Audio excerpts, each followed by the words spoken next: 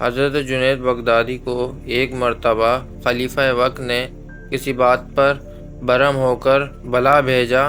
حضرت شبلی رحمۃ اللہ علیہ ساتھ تھے۔ جب روبرو ہوئے تو خلیفہ نے برا بلا کہنا شروع کیا۔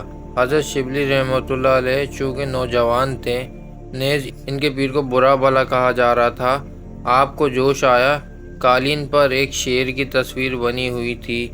آپ نے اس پر نظر ڈالی تو وہ شیر مجسم ہو کر خلیفہ کی طرف خشم انگیز نظر سے دیکھنے لگا۔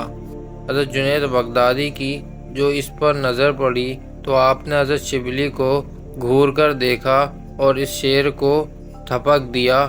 وہ مثل سابق شیر قالین ہو گیا۔ تھوڑی دیر میں حضرت شبلی رحمۃ اللہ علیہ نے اشارہ کیا اور پھر مجسم ہو کر سامنے ہوا۔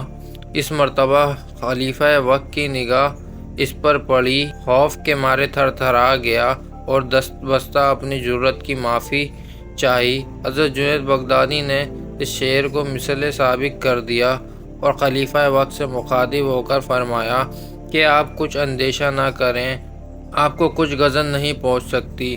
آپ خلیفہ وقت ہیں، آپ کی اطاعت اور ادب ہم پر واجب ہے۔